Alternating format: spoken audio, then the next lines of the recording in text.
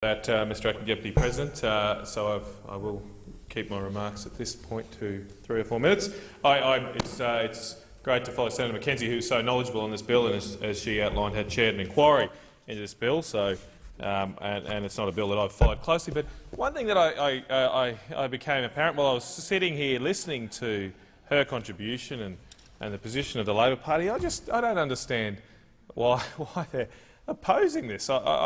This is a very administrative, technical bill. It makes very sensible change. Now, I realise apparently they may not be opposing it. They've got some weird position that we're apparently in some grand conspiracy with apparently us, the ACT Labor government, the former ACT Chief Minister, now Senator Gallagher.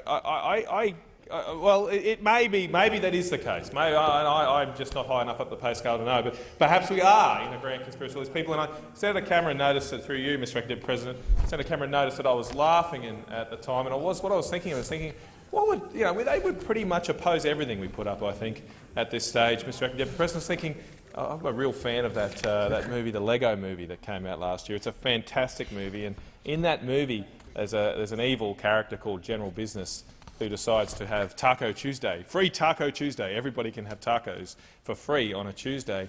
And I reckon if we came up with a plan for free tacos on Tuesday, they'd oppose it. They'd oppose that as well. They would oppose everything that we put up, because it's not about what's in the bill. It's not about what's in the bill. It's not about what's in the taco. It's because the taco is being offered by someone called Tony Abbott.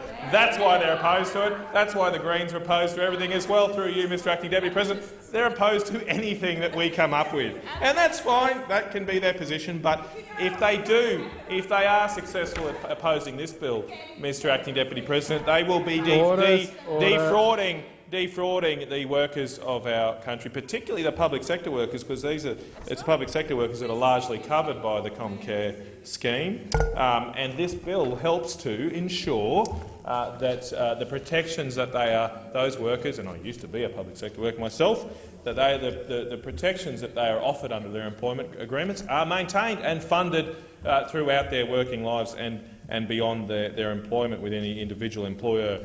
That's why I've struggled to understand why this is being opposed. This is a very simple and common arrangement for schemes like this.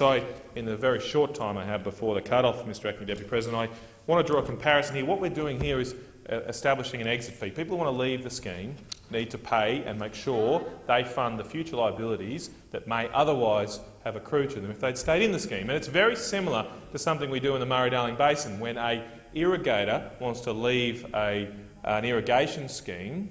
We and the Labor Party have supported this legislation in the past. We have established a price that irrigator must pay to the other users of the scheme to cover the network costs that they would have had to bear if they'd continued in the scheme. It's fair on those that are left. It's fair on that person that leaves, because it's an appropriate cost to reflect the other costs they're imposing on other people in the scheme. And this simply does that. It's a Murray-Darling's coming to the public sectors of the ACT, and it should be supported.